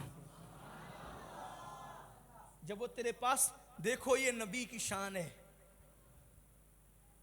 نبی اہل بیت کو سلام بھیجنے ہیں، جو تھے ان کو تو سلام کرتے ہی تھے، جب وہ آیت اتری نا انما یرید اللہ لیذھب عنکم الرجس، جس کا میں نے تلاوت کی، اس کے بعد حضور علیہ السلام 6 مہینے تک باب زہرا پر آ کر کہتے تھے السلام علیکم یا اہل البیت، اے نبی کی اہل بیت تم پر سلام ہو، پھر کہتے تھے الصلاۃ الصلاۃ، نماز کے لیے اٹھو، نماز کے لیے اٹھو، 6 مہینے تک، اور جو ابھی آئے نہیں دنیا میں ان کو بھی سلام، حضرت جابر کو کہتے ہیں جابر میرا سلام کیا، کس کو، نام بھی بتایا، اس کا نام میرے نام پر محمد ہوگا، اور اس کو باقر لوگ کہیں گے، محمد باقر۔ اب یہاں پر ایک بات، امام زین العابدین کی زندگی بیان کرتے کرتے حضرت صحابہ کو کتنا یقین تھا حضور کی بات پر، کتنا یقین تھا۔ حضرت جابر کو اللہ نے بہت لمبی عمر دی، اتنی لمبی عمر دی کہ واقع کربلا کے بعد بھی وہ حیات رہے، اور امام زین العابدین کی شادی ہوئی، ان کی شادی کے بعد حضرت امام محمد باقر پیدا ہوئے، اور امام باقر پیدا ہوئے تو چونکہ حضرت جابر کی عمر کتنی لمبی ہو گئی تھی، یعنی امام محمد باقر کے دادا سے بھی بڑی عمر تھی. امام حسین دادا تھے, ان سے ہی بڑی عمر تھی حضرت جابر ابن عبداللہ کی, اور وہ آخری عمر میں ان کی بینائی کمزور ہو گئی تھی. اور مدینہ منورہ کے جس علاقے میں وہ رہتے تھے, ان کے شاگردوں نے کہا کہ حضرت ایک مریض کی عیادت کے لیے محمد باقر امام زین العابدین کے بیٹے آئے ہوئے ہیں. تو آپ نے فرمایا کہ مجھے پہلے کیوں نہیں بتایا؟ اگر پہلے بتاتے تو میں ان سے خود ملنے جاتا. تو کہا نہیں, انہیں پتا چلا کہ آپ یہاں موجود ہیں تو وہ آپ سے ملنے کے لیے آ رہے ہیں. تو اپنے شاگردوں سے فرمایا کہ جب وہ آئے تو مجھے اطلاع کرنا ہو. یہ نہیں دیکھا کہ میرے پوتے کی عمر کے ہیں, یہ نہیں دیکھا کہ میں صحابی اور یہ غیر صحابی, ان کے والد بھی صحابی نہیں تھے, اس لیے کہ امام زین العابدین تو 37 یا 38 ہجری کے اندر پیدا ہوئے تھے. آپ مجھے بتائیں حضور علیہ السلام کے پردہ فرمانے کے تقریباً اللہ اکبر جب وہ 20 سال سے زائد عرصے کے بعد حضرت امام زین العابدین پیدا ہوئے, تو پھر یہ صحابی کیسے؟ وہ صحابی نہیں تھے, ان کے والد بھی صحابی نہیں تھے, اور حضرت جابر صحابی تھے. لیکن صحابی ہونے کے باوجود بھی جب امام محمد باقر آئے تو حضرت امام باقر کی آمد پر حضرت جابر ابن عبداللہ کھڑے ہو گئے, اور کھڑے ہونے کے بعد ان کی پیشانی کو چوما, ان کے ہاتھوں کو چوما, اور ان کا بٹن کھول کر کے ان کے سینے پہ ہاتھ ملا اور یوں سونگا اور مسکرائے, اور پھر کان میں کہا, کچھ کان میں کہا. اور پھر حضرت امام محمد باقر جب جانے لگے, شاگردوں کو نے پوچھا حضرت آپ نے کان میں کیا کہا؟ وہ تو بہت خوش ہو گئے. تو فرمایا کہ جب میں حضور کے دربار میں بیٹھا تھا تو سرکار نے کہا تھا میرا ایک بیٹا تیرے گھر آئے گا محمد باقر نام کا, اس کو میرا سلام کہنا. تو وہی سلام میں نے پہنچایا, وہ خوش ہو گئے. پھر شاگردوں سے کہا اب کفن کی تیاری کر لو. آج تک زندگی کی گارنٹی تھی, اب زندگی کی گارنٹی ختم ہو گئی ہے, کیونکہ میرے نبی نے فرمایا کہ میرا بیٹا آئے گا. میں مطمئن تھا, تو جب تک باقر میرے گھر نہیں آئیں گے اس وقت تک میں دنیا سے نہیں جاؤں گا. یہ صحابہ کا احترام تھا, نبی کے گھر کے بچے کا احترام کیا. امام زین العابدین بڑے متقی پرہیزگار, روزانہ 1000 رکعت نفل نماز ادا کرتے تھے امام زین العابدین رضی اللہ تعالیٰ عنہ. اور بڑا دکھ سہا, آگے آنے والا ہے, بڑا دکھ سہا. کربلا میں بہت دکھ اٹھایا, بیمار تھے, کربلا شریف میں بیمار تھے, پورے قافلے کے ساتھ گئے بھی, واپس لوٹے بھی, بڑی تکلیف اٹھائی, بڑی اذیت اٹھائی. اور یہ مت سمجھنا کہ کربلا کے بعد امام زین العابدین کی مصیبتیں ختم ہو گئی, نہیں. واقع کربلا کے بعد بھی عبد الملک بن مروان کا بیٹا عبد الملک, اس نے امام زین العابدین کو کربلا کے بعد بھی ان کے ہاتھوں میں ہتھکڑیاں لگوائی, ان کے پیروں میں بیڑیاں لگوائی. سادات کے ساتھ یہ سلوک ہوا ہے, کلمہ پڑھنے والوں. مروان کا بیٹا عبد الملک, یہ کربلا کے بعد کی بات ہے. کبھی کبھی ہم سوچتے ہیں کہ چلو کربلا کے بعد وہ لوگ سکون سے ہو گئے, نہیں. عبد الملک بن مروان نے مدینہ منورہ میں ہتھکڑیاں ڈلوا کر, پیروں میں بیڑیاں ڈلوا کر, پھر مدینے سے واپس دمشق تک پیدل بلوایا. یہ ظلم ہوا ہے, اس صبر کے سوا کیا کیا؟ یہ ہمیں بہت بڑا درس ہے, پیغام ہے. نبی کے گھر والے ایک ایک فرد کی زندگی کو دیکھو. اور پھر امام زہری آپ کے شاگردوں میں ہیں, جس امام زہری کا ذکر آپ بار بار محدثین کی زبان سے سنتے ہیں, تو یہ آپ کے شاگردوں میں امام زہری, اور بڑے ثقہ راویوں میں ان کا شمار ہوتا ہے. تو امام زہری جو ہے, جب آپ کے ہاتھ میں ہتھکڑیاں تھی اور پیروں میں بیڑیاں تھی تو دوڑتے پیچھے پیچھے چلے, رو رہے تھے, امام یہ ظلم کی داستان کب ختم ہوگی اور یہ ظلم کب ختم ہوگا؟ امام زین العابدین فرماتے ہیں کیا تم ہمیں مجبور سمجھتے ہو؟ کیا مجبور ہیں یہ سب برداشت کرنے کے لیے؟ فرمایا دیکھو, جب چلتے چلتے جنگل میں پہنچے تو فرمایا دیکھو, جیسے ہی آپ نے نظر ڈالی ہتھکڑیوں پر, پیر کی بیڑیوں پر, وہ سب ٹوٹ کر گر گئی. فرمایا ہم آزاد ہو سکتے ہیں, لیکن بندوں کی شان ہے کہ یار کی مرضی پر راضی رہے. ہم اللہ کی رضا پر راضی ہیں, ورنہ یہ ہتھکڑیاں ہمارے سامنے کوئی حیثیت نہیں رکھتی. پھر آپ نے دیکھا اور پھر وہ ہتھکڑیوں کو پھر آپ نے اپنے ہاتھوں میں ڈال لیا. فرمایا مجبور ہو کر کے یہ سب نہیں اٹھا رہے ہیں, بس یہ ہے کہ بتانا چاہتے ہیں کہ بندہ وہی بندہ ہے جو اپنے مولا کی رضا میں راضی رہے. اس لیے کہ ایک مرتبہ کسی نے کہا تھا نا حضرت امام حسین سے کہ حضرت ابو ذر غفاری کہتے ہیں کہ میں تو بیماری کو ترجیح دیتا ہوں صحت پر اور غربت کو ترجیح دیتا ہوں دولت پر. تو حضرت امام حسین نے کہا تھا اللہ ابو ذر پر رحم فرمائے, ہم ہوتے کون ہیں کسی چیز کو ترجیح دینے والے؟ بندے کی شان تو یہ ہے وہ یہ کہے مولا تو جس میں راضی ہے میں اس میں راضی ہوں. ہم بیماری کیوں مانگے, ہم صحت کیوں مانگے, ہم دولت کیوں مانگے, ہم غربت کیوں مانگے؟ ہم تو بس یہی کہتے ہیں کہ جس میں تیری رضا ہے اس میں میری رضا ہے. ہم وہ لوگ ہیں رضا بالقضا والے لوگ ہیں, اللہ کی رضا میں راضی رہنے والے لوگ ہیں. تو امام زین العابدین کی یہ شان ہے. پھر آپ کو قید رکھا گیا اور ابھی بات آتی ہے مدینہ منورہ میں جب آپ جن دنوں رہے, واقعہ کربلا کے بعد آپ نے کبھی ٹھنڈا پانی نہیں پیا, آپ کبھی نہیں مسکرائے, آپ نے ہمیشہ تلاوت اور عبادت میں زندگی گزاری. آپ کا حال یہ تھا کہ مدینہ منورہ کے غریبوں کو, مسکینوں کو جب پتہ چلتا یہ غریب ہے, یہ مسکین ہے, تو اپنی پیٹھ پر سامان رکھ کر لے جاتے لاد کر اور چپکے سے ان کے آنگن میں ڈال دیتے اور چٹھی رکھ دیتے یہ تمہارے لیے حلال ہے اور یہ تمہاری ضرورت کے لیے ہے. پھر وہ لوگ پریشان رہتے مدینہ شریف کے, کون ہمارے آنگن میں یہ سامان رکھ جاتا ہے, کون ہمارے آنگن میں یہ چیزیں رکھ جاتا ہے. تو جب امام زین العابدین کی شہادت ہوئی تو اس وقت جب آپ کو غسل دینے کے لیے کپڑے ہٹائے گئے تو دیکھا کہ آپ کی پیٹھ پر بوریوں کے نشان تھے, سامان رکھنے کا نشان تھا. لوگوں نے کہا رے شہزادے رسول یہ کام تو نہیں کرتے تھے, پھر یہ نشان کیسے؟ تب گھر والوں نے کہا اے مدینے والو, جو تمہارا پراسرار خادم تھا آج اس کا راز فاش ہو گیا کہ جو تمہارے گھروں کے آنگن میں اناج کی بوریاں رکھ کر, ضروریات کی بوریاں رکھ کر جاتا تھا وہ کوئی اور نہیں تھا, یہی زین العابدین تھے. اور اللہ نے کیا شان دی تھی, بڑے خوبصورت تھے. یہ بھی مولا علی کے ہم شبی تھے, رنگ گورا سرخ, اور آپ کا حال یہ تھا قد بہت اونچا نہیں تھا اور بڑے نحیف تھے, بڑے لاگر تھے. ظاہر سی بات ہے کہ کربلا کا صدمہ دیکھا تھا آنکھوں سے, بڑے لاگر تھے, کبھی صحت نہیں ہوئی آپ کی, ہمیشہ سے آپ جو وہ نحیف الجسم دبلے پتلے ہی رہے. تو اور ہر سال حج کے لیے جاتے تھے. ایک مرتبہ امام علی مقام کی شہادت کے بعد ایک اختلاف ہو گیا خاندان میں. حضرت محمد بن حنفیہ کہتے تھے کیونکہ حسین میرے بھائی تھے اور اب بھائی کے بعد امامت کا حق میرا ہے, اس لیے امام خاندان میں جو ہے وہ میں رہوں گا. امام زین العابدین نے فرمایا کہ میرے والد نے جانشین مجھے بنایا تو اس لیے امام میں ہوں. اب یہ بات تھوڑی سی بڑی چچا بھتیجوں میں, تو کہا کہ کسی سے فیصلہ کروا لیتے, کوئی فیصلہ کر دے. تو امام زین العابدین سے حضرت محمد بن حنفیہ نے کہا کہ کون فیصلہ کرے گا, فیصلہ کون کرے گا ہمارا؟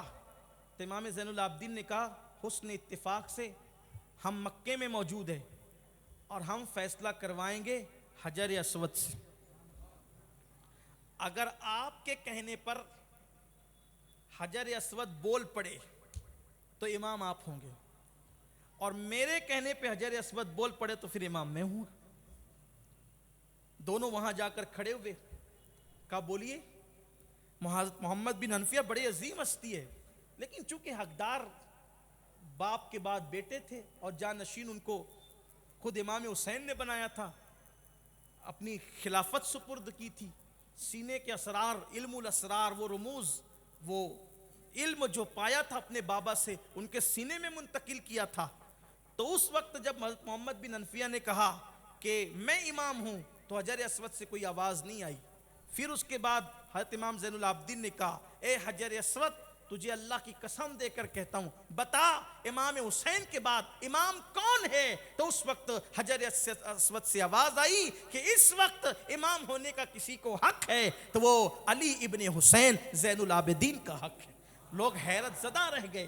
حضرت امام زین العابدین اور عبد الملک بن مروان حج کو آیا ہوا تھا اور وہ حجر اسود کو چومنا چاہتا تھا, لیکن حجر اسود کو جب وہ چومنا چاہتا تھا تو لوگ اتنی بھیڑ تھی کہ لوگوں نے دھکے دے کے بھگا دیا, اس لیے کہ وہ اللہ کا گھر تھا.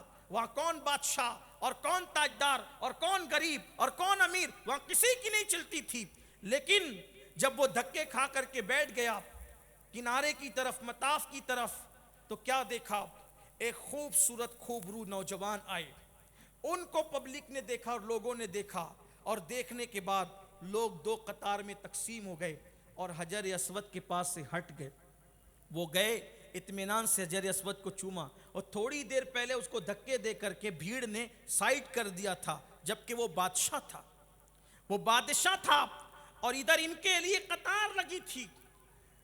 तो ये जो अहले बैत से दुश्मनी थी इनको, यही थी कि हम बादशाह होकर भी लोगों की नजर में वो मकाम नहीं पाते कि जो हालत फकीरी और असीरी में भी जो मकाम और मोहब्बत पाते हैं। इसलिए कि जिनके पास ईमान है वो अहले बैत से मोहब्बत रखते हैं। वो बादशाह को धक्के देकर साइड किया, इनके लिए कतार बना दी। ये गए, इत्मीनान से चूमा, चेहरा दमक रहा था, चांद की तरह चमक रहा था। तो इसने जानता तो था, पहचानता तो था अज़राए तकब्बुर का कौन है ये जवान जो काबे में इसकी इतनी कर्रोफर है। तो वहीं पर करीब में एक शायर अरब के बहुत बड़े फर्जदक वहां मौजूद थे। उन्होंने कहा, बादशाह अगर जान की अमान पाऊं तो बताऊं ये कौन है, अगर जान की अमान दे दे तो बता देंगे। हालांकि उसको मालूम था, इसलिए कि जानते फिर भी पहचानते नहीं, जानते फिर भी मानते नहीं है।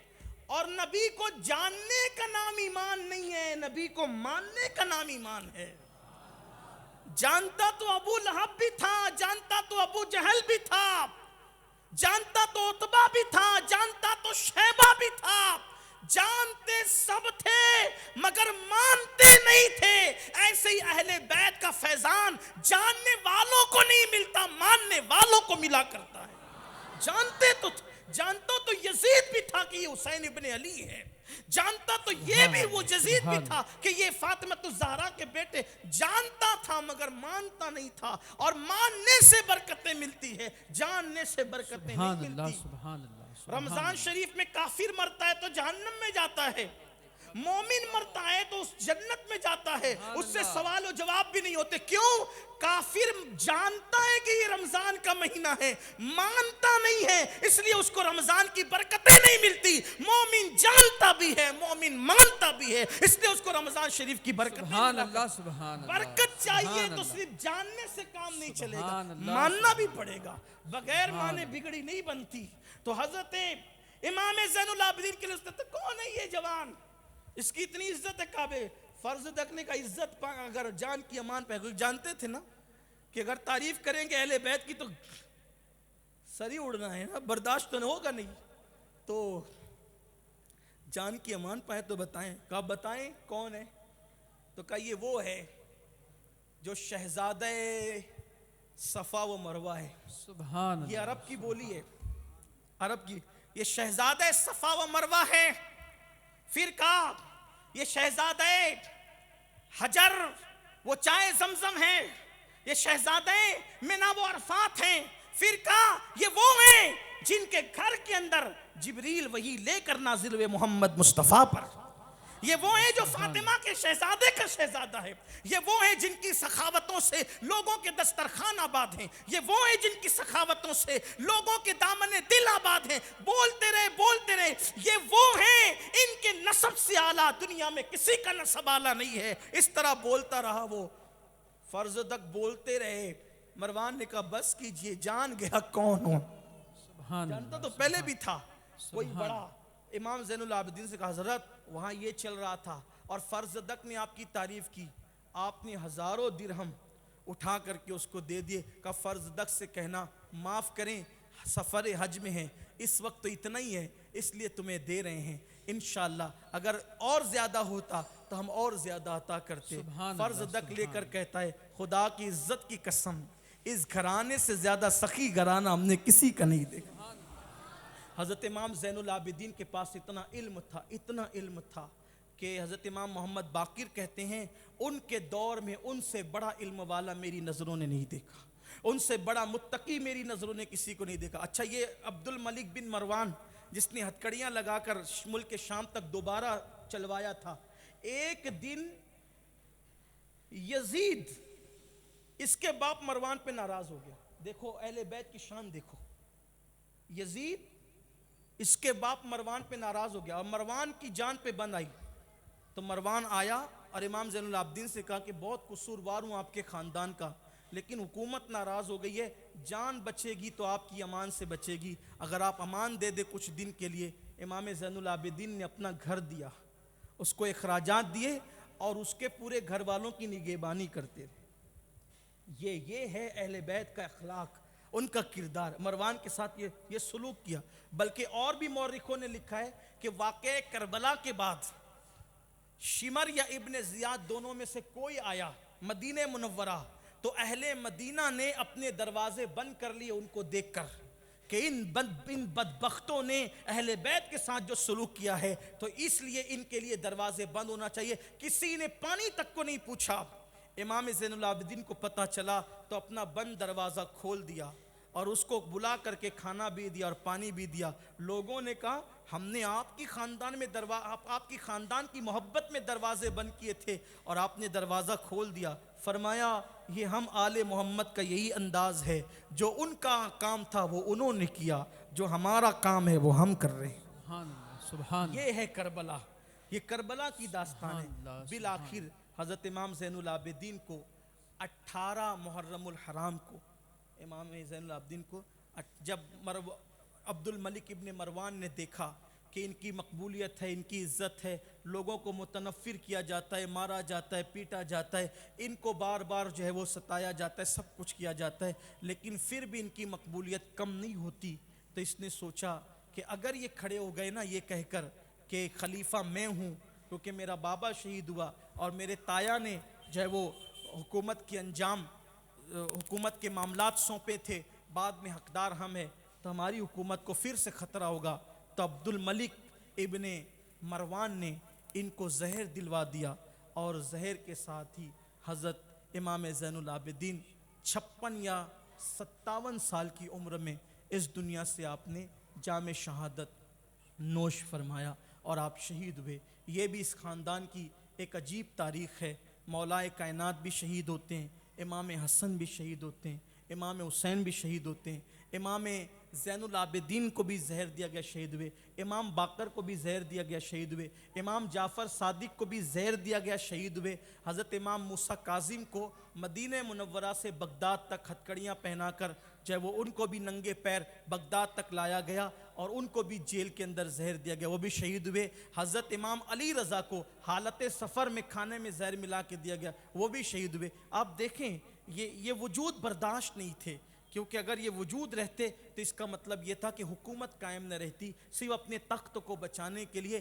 ان کی مقبولیت برداشت نہ تھی، اس لیے کہ اللہ نے اہل بیت میں کشش رکھی ہے، جہاں رہے جس دور میں رہے لوگوں کا مرکز عقیدت بن کر رہے. اور ایک مختصر سی اب اس کی مثال دے کر کے بات ختم کرتا ہوں. دیکھو جتنے ولی ہیں سب قابل تعظیم ہیں، سب قابل احترام ہیں، لیکن اولیاء میں بھی ان ولیوں کو دیکھ لو جن کا تعلق رسول اللہ کے خاندان سے ہے. آج جہاں جتنی بھیڑ وہاں نظر آتی ہے اتنی بھیڑ اور جگہ نظر نہیں آتی. ہندوستان میں دیکھ لیں آپ، غریب نواز کے آستانے پر جتنی بھیڑ نظر آتی اتنی بھیڑ آپ کو کہیں نظر نہیں آئی. اسی طرح عراق میں، پورے عراق میں آپ دیکھ لیں کہ 24 گھنٹے امام حسین کے آستانے پر آج بھی بھیڑ ہے، مولا علی کے آستانے پہ آج بھی بھیڑ ہے، غوث پاک رضی اللہ تعالیٰ کا آستانہ اب بھی آباد ہے. دیکھیے ہر بندہ، ہر مومن قابل احترام ہے، لیکن قدرت نے خون رسول میں وہ تاثیر رکھی ہے کہ زمین کے اوپر ہیں تو بھی کھینچ رہے ہیں، کشش ہے، اور زمین کے اندر ہیں تو بھی کھینچ رہے ہیں، کشش ہے. یہ اہل بیت کی خصوصیت ہے. اور حکمرانوں کو، بادشاہوں کو یہی گوارا نہیں تھا، یزید کو یہی خطرہ تھا کہ امام علی مقام کا وجود ہے تو ہر وقت خطرہ لگائے کہ میری حکومت کا خاتمہ ہو جائے گا، میری حکومت کا خاتمہ ہو جائے گا. اس نے بھی امام علی مقام کو ختم کرنے کی کوشش کی، مگر یاد رکھنا یہ اہل بیت کی شان ہے. ہر ظلم سہا، ہر ظلم کو برداشت کیا، لیکن کبھی کسی کے لیے کسی معاملے میں اللہ کی بارگاہ میں شکوہ شکایت نہیں کیا. مسلمانوں ہمارے لیے آئیڈیل ہے، ہمارے لیے جو ہے وہ نمونہ ہے اہل بیت اطہار کی ذات. ان کی زندگی کو اور پڑھیں. یہ جو تذکرے ہو رہے ہیں یہ بہت مختصر اختصار کے ساتھ ہے، ان کی زندگی بڑی طویل ہے. اللہ تعالیٰ نے بہت طویل جو ہے ان کی زندگیاں رکھی ہے، ان کی سیرتیں بہت طویل رکھی ہے، پڑھتے جائیں گے زندگی ختم ہوگی۔ بظاہر عمریں تو ان کی کم تھی لیکن سیرت ان کی بڑی کشادہ ہے، بڑی طویل ہے۔ امام زین العابدین کی نسل حضرت امام محمد باقر سے چلی اور اسی طرح حضرت زید شہید سے چلی۔ زید شہید کون؟ جی یہ ماہرہ مطہرہ کے جو سادات ہیں، حضرت خواجہ بندہ نواز گیسو دراز جو ہیں، اسی طریقے سے جو رائے چور کے جو سادات ہیں، یہ سارے سادات کا سلسلہ نسب حضرت امام زید شہید سے جا کر کے ملتا ہے۔ اور بھی زیدی سادات پوری دنیا میں، بلگرام شریف میں جو ہمارے پیر خانے کا پیر خانہ ہے تو بلگرام شریف وہ بھی زیدی سادات ہیں۔ تو اس طریقے سے زیدی سادات بہت پھیلے دنیا میں، اور امام باقر سے جو اولادیں ہوئیں جیسے حضرت امام جعفر صادق، ان سے جن کا سلسلہ نسب ملتا ہے، حضرت مخدوم اشرف جہانگیر سمنانی ہے، حضرت وارث پاک ہے، اسی طرح حضرت غریب نواز ہے، یہ سب لوگ امام باقر کی اولاد میں سے، یہ ایک سلسلہ ہے اور بڑا عظیم سلسلہ ہے۔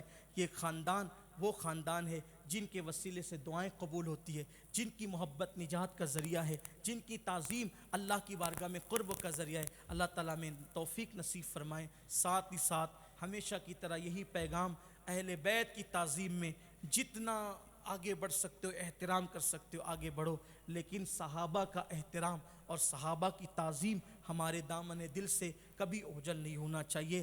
ذکر اہل بیت میں کبھی صحابہ کی بے ادبی کا پہلو نہ نکلے، ذکر اہل بیت میں کبھی صحابہ کی توہین کا پہلو نہ نکلے، اسی طرح ذکر صحابہ میں کبھی اہل بیت کی توہین کا پہلو نہ نکلے۔ یہی پیغام ہمیں دیا گیا اور ہمارے امام نے کہا کہ اہل سنت کا ہے بیڑا پار، اصحاب حضور نجم ہے اور ناؤ ہے۔ سبحان فطرت اللہ، رسول اللہ کی سبحان تقریباً میں سمجھتا ہوں کہ جتنے نفوس جن کے نام آپ اور ہم جانتے ہیں ان سب کی زندگیاں اختصار کے ساتھ آج پڑھ دی گئی، اور اب کل انشاءاللہ آج بھی ذکر تاجدار کربلا ہونا تھا لیکن شاید گفتگو اتنی طویل ہو گئی کہ اب وقت نہیں ہے کہ امام علی مقام کا ذکر ہو، اور اب کربلا کے سالار کا ذکر ہوگا اور پھر مدینہ منورہ سے رخصتی کا ذکر ہوگا۔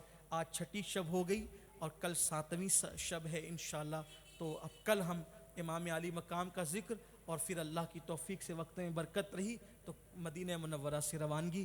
اللہ سے دعا ہے گفتگو کے درمیان اگر کوئی غلطی ہو گئی ہو اللہ تعالیٰ معاف فرمائے۔ تاریخی باتوں میں کسی ایسے مورخ کا قول میں نے پڑھ دیا ہو کہ اس مورخ نے انصاف نہیں کیا ہو تو بھی اللہ کی بارگاہ میں توبہ کرتے اللہ ہمیں معاف فرمائے اور اللہ ہمیں حق و ثواب کی راہ دکھائے۔ اللہم ارنا الحق حقا وارزقنا اتباعہ وارنا الباطل باطل وارزقنا اجتنابہ، اور اللہ ہمیں کربلا کو سمجھنے کی توفیق دے، کربلا کی معرفت نصیب فرمائے۔ آپ سے گزارش ہے کہ کل ساتویں شب ہوگی، اپنے گھروں میں فاتحہ کا اہتمام کریں، خواتین بھی سن رہی ہیں، شربت کا اہتمام کریں، فاتحہ کا اہتمام کریں، نیاز کا اہتمام کریں، صدقہ کریں، شربت بچوں کو پلائیں، بڑوں کو پلائیں، امیر غریب سب کو پلائیں۔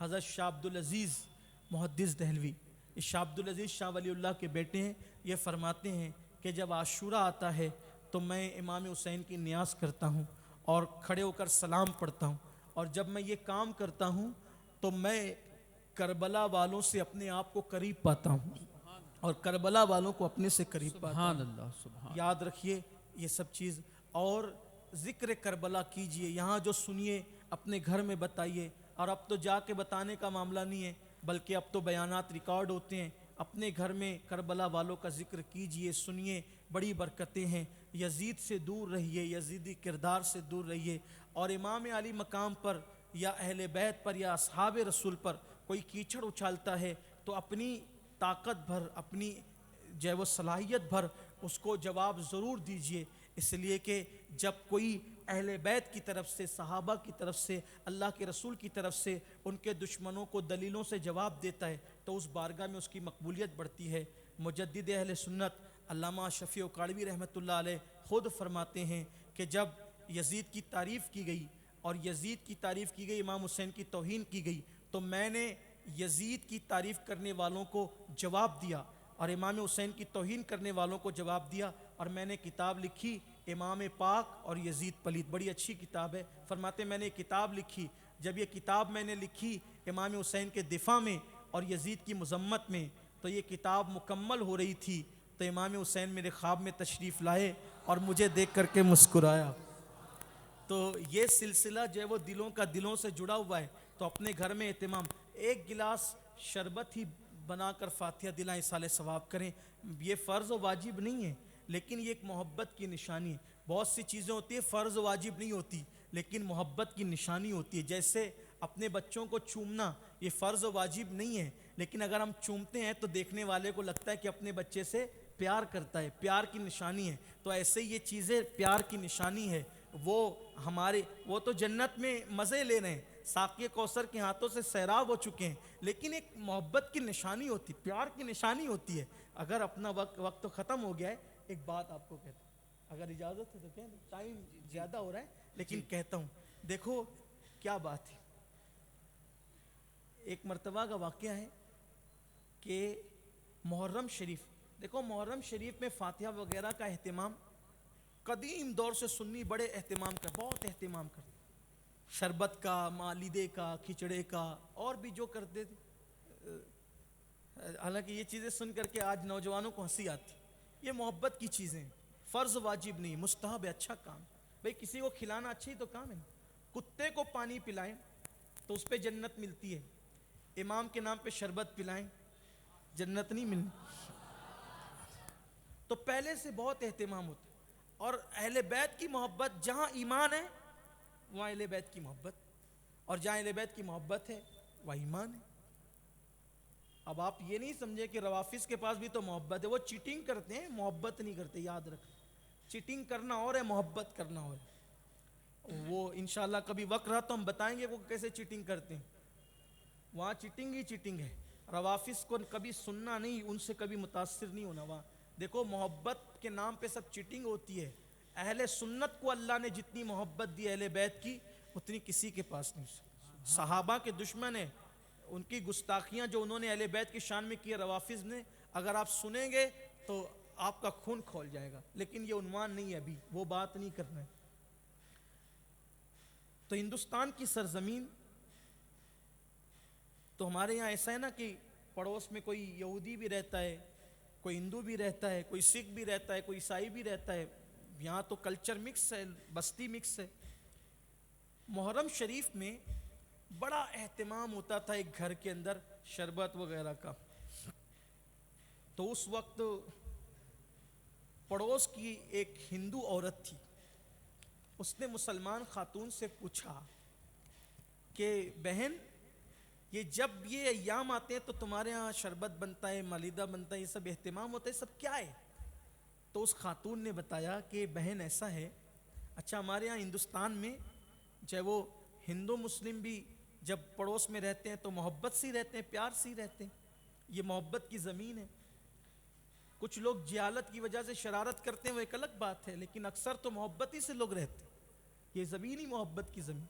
تو ہندو عورت نے مسلمان عورت سے پوچھا کہ یہ کیا ہوتا ہے؟ تو اس عورت نے بتایا کہ یہ ہمارے نبی کے نواسے امام حسین شہید ہوئے, ان کے بچے شہید ہوئے, ان کے گھر والے شہید ہوئے, سب بتائی اس نے داستان. تو اس عورت کے گھر میں اولاد نہیں تھی. تو اس عورت نے, چونکہ وہ تھی ہندو لیکن اس کے دل میں امام حسین کی محبت پیدا ہو گئی, تو اس نے کہا کہ میرے گھر میں اولاد نہیں ہے, اگر میرے گھر میں اولاد ہوئی تو جیسا اہتمام محرم میں تم کرتی ہو ویسا اہتمام میں بھی کروں. سبحان اللہ. حسین تو سخی بادشاہ ہے, سخی بادشاہ, کبھی کسی کو نہ نہیں کہا. سخی نانا کا سخی نواز, سخی ماں کا سخی بیٹا, سخی باپ کا سخی بیٹا, پورا خاندان ہی سخی. آؤ در زہرا پر پھیلائے ہوئے دامن, نسلیں ہیں کریموں کی لجپال گھرانہ. ہر سال شہادتیں پڑھتے ہوئے میں یاد دلاتا ہوں, مراد دل میں لے لو. پھر بعد میں لوگ آ کر کہتے ہیں میری بیٹی کا رشتہ ہو گیا سید صاحب, میرے گھر میں جب وہ خوشی آ گئی سید صاحب, لوگ آ کر کے کہتے ہیں. میں کہتا ہوں کہ یہی تو تعویذ ہے, اس سے بڑا تعویذ کیا ہے؟ سبحان اللہ, سبحان اللہ. یہی تو تعویذ لے لو. لیکن کچھ لوگوں کی نہیں ہوتی ہے, ان کی سخاوت میں کمی نہیں, ہماری تڑپ میں کمی, تڑپ ہونی چاہیے. وہ خاتون ہندو تھی, کہا کہ میری گود بھرے گی تو زہرا کے جائے کی میں بھی اہتمام کروں. محرم بعد میں آیا، پہلے اولاد آئی، اور وہ بھی اہتمام کرنے لگے. اور کہتے ہیں کہ اس خاندان میں اب بھی یہ سلسلہ جاری ہے. اس کا ذکر علامہ ارشد القادری رئیس القلم رحمۃ اللہ علیہ نے فرمایا، اب بھی جاری ہے. تو یہ چیز ہے عقیدت، دل سے مانو برکتیں ملے گی. اور یہ محفلوں کی برکتیں تو ہی ہیں الحمدللہ. اللہ تعالیٰ قبول کر لے، بس آمین قبول اللہم. کر لے. ایک ہی تمنا، اللہ تعالیٰ قبول کر لے. آمین اللہم. لاک ڈاؤن کی ان حالات میں یہ کیا کم احسان ہے کہ لوگ گھروں میں قید ہیں، اور اللہ تبارک و تعالیٰ نے ہمیں اس ذکر سے محروم نہیں رکھا، بلکہ اللہ نے ہمیں اس ذکر کی توفیق عطا فرمائی. خیر کے ساتھ اللہ تعالیٰ آگے کا ذکر بھی آسانی کے ساتھ ہو جائے، آمین. اور اللہ ہمیں کربلا والوں کے ساتھ جینے اور کربلا والوں کی قدموں میں مرنے کی توفیق دے، آمین. اور اللہ انہی کے ساتھ اور ان کے نانا کے ساتھ ہمارا حشر نشر فرمائیں. اب ذرا وہ مشہور ربائی پڑھنے اور محفل ختم کر دے. الہی بحق کے بنی فاطمہ کہ بر قول ایماں کنم خاتمہ، اگر دعوتم رد کنی ور قبول، منو دست دامان آل رسول، وما علینا الا البلاغ. السلام.